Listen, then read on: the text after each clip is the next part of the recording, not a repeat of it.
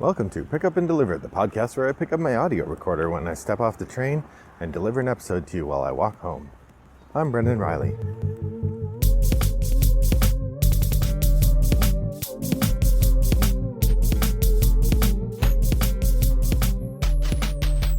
Well, good afternoon, listeners. It is a gloomy, cloudy day here in suburban Chicago, Tuesday afternoon, and I am heading home from work. Got a lot to do today, and I was a little stretched for what I would talk about, but I was thinking that there have been a few games that I've seen notice of that I thought it might be interesting to talk about, the kinds of things I'm looking forward to in the current game market. I mentioned already a few things from Gen Con that I was excited about, but I thought I would sort of follow up on that and expand on it a little bit. So this will be games I would like to check out sometime soon. We'll say 5 of them, because 5 is a number everybody likes, and that's probably how much time I have. Of the games I'm sort of aware of and really would like to take a look at, there's a game called Merchants of the Dark Road from Elf Creek Games that has it looks like a really neat mechanism involving taking journeys and sort of following along with other people's journeys, I think. Elf Creek Games has a very nice habit of producing really elaborate, well-crafted games. And so from that perspective, I'm really keen to see what they have. The model or the demo copy that they had at Gen Con looked very nice. And it did make me feel a little bit bummed about that I had not backed the game on Kickstarter. That said, I don't know much about the gameplay, and so the opportunity to try that one out is a little muted just because of the excitement of trying it out is a little muted because I haven't looked in too much to what the game plays like. So that's one thing I'm looking forward to. Number 2, this one I'm kind of mixed on. This is Voidfall from Mind Clash Games, designed by David Turczi and Nigel Buckle, and with graphic design and art by Ian O'Toole.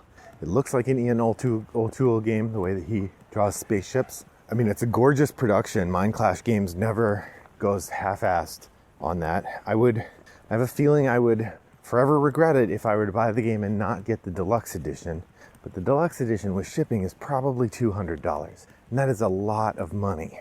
Now, I've said it before and I say it again, I am a Mind Clash fanboy. I love everything that they've produced so far. They're all really good games. I'm very happy with the level of production that they've produced. I've backed expansions and elaborate boxes. I went in on Perseverance 1 and 2 and still waiting on that. But here's my hesitation with Voidfall. 1, first, really expensive. Like I said, $200. 2, it's a 4X space-themed game. Now, it does have a solo mode, so I would be able to play it by myself, but my wife is never going to want to play a 4X space-themed game, which means I'm buying another huge game that will go on my shelf and never get played at home. And as time goes on, I'm just less and less excited about buying these big games that won't get played at home. On the other side, Mind Clash Games, I know they're going to produce a top-notch game. Their track record is perfect for me for that. I like the designers involved, although I don't know Nigel Bucknell's work, but David Turczi I really like, and Ian O'Toole's work is fantastic. So what I did is I went in for a little bit of money on the Kickstarter so that I can get in on the backer kit at the price that the game is offered. And then I'll decide in the spring when they are closing the backer kit whether or not the game is for me. And maybe by then I will have decided, yes, it is, and I'll save up some money and so on. So that's Voidfall from Mind Clash Games. Second game I am kind of looking forward to.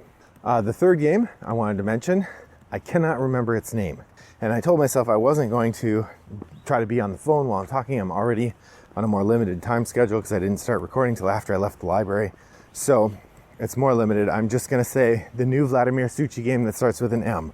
I can't remember what it's called. It is about trying to deal with the plague in medieval Europe. And it is a competitive Vladimir Suchy game. It's all I need. That's all I need.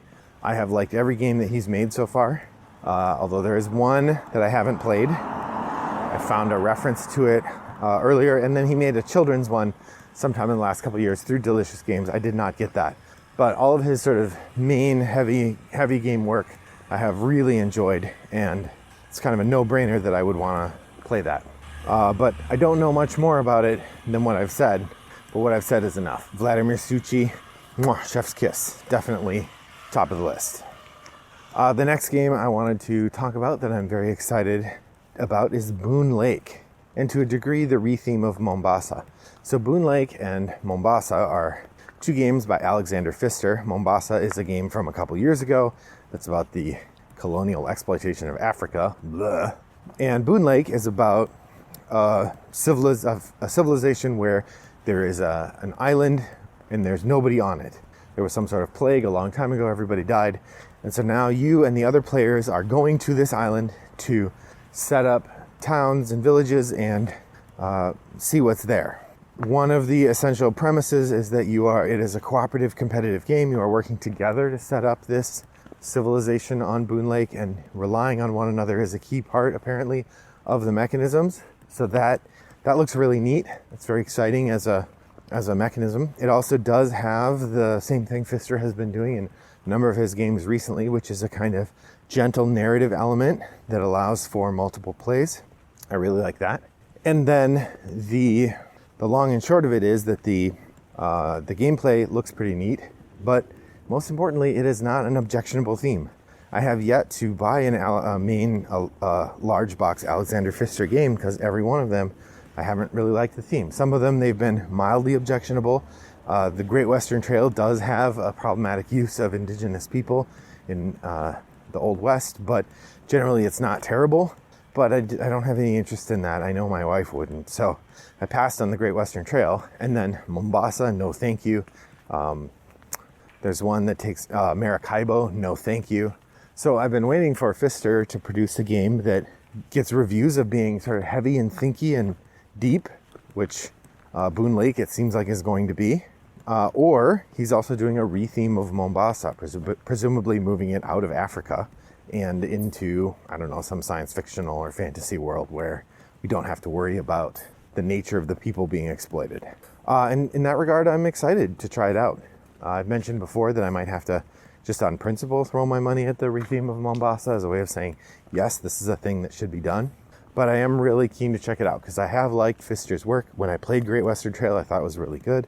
When I played, I really like Isle of Skye, which I believe is Pfister. And I even liked Broom Service when I played it, although it was a little light. So all in all, Alexander Pfister's Boon Lake looks really exciting. I'll offer as one more game that I haven't played. In fact, I don't even know what it's called. But I know that Phil Walker Harding has a new Euro game coming out sometime this, I think at Essen, or sometime shortly thereafter. And anytime Phil Walker Harding's name is on a game, I want to check it out because he is consistently a fantastic designer. Although I did not think that much of, I think it was called Cloud Age, the one about building skyscrapers and building sort of walkways between them. I thought that one was pretty mediocre. So that one did not win my interest, but the other ones are all great so far. Especially, I like Gingerbread House a lot. I really like Barren Park is a top 50 game for me. I thought Imhotep was fine. I suspect if I went back and played it now, I would like it better. Sushi Go is great. So Phil Walker Harding. Oh, Gizmos is excellent. Yeah, there's no end to the delight that his work brings me. And then I guess I thought here as I'm wrapping up, a couple other games I'm excited for that are in the Kickstarter pipeline. There's an expansion to Hellboy coming, which I probably shouldn't be excited for that since I haven't even cracked the original expansion that it came with, but I am very excited for it anyway. There is the two games being released by Mind Clash, Perseverance, Chapter 1 and Chapter 2. These look really exciting. They look like they're going to have incredible miniatures and an incredible shelf presence, and I'm very excited to try these games. The narrative seems compelling in a way that I'm hoping will mean it'll get played more, and that is going to be a real delight, I think. I'm also really excited for the expansion of Australia. This is a game I really enjoyed. I have not gotten back to the table as much as I wish I had or could have. And so it's exciting to have the prospect of getting it played again when the expansion comes out. And so they've been sending updates on that periodically. I'm excited for that. Finally, the expansion for Role Player. We're starting to get notions that it is coming soon. And I'm really excited to try that as well. Not Role Player, excuse me. Cartographers. Cartographers has been a big hit around my house for a while now, and we're excited to give it a try, give the expansion a try when that comes out. So, dear listeners, what new games on the horizon are you excited for? Which ones get you, as they say on the Secret Cabal, jumping out of your pants? Head over to Board Game Geek Guild 3269 and join the conversation there, or you can email me, Brendan at Rattlebox Games, or send me a direct message, Wombat929 on Board Game Geek. I also play asynchronous games at Boîte à Jeux, Board Game Arena, and Yukata.de. In all three places, my username is Wombat929. So like I said, I would love to hear what you've been playing and what you're excited to play. And with that, I will say thanks for joining me today. I hope that your next walk is as pleasant as mine was. Bye-bye.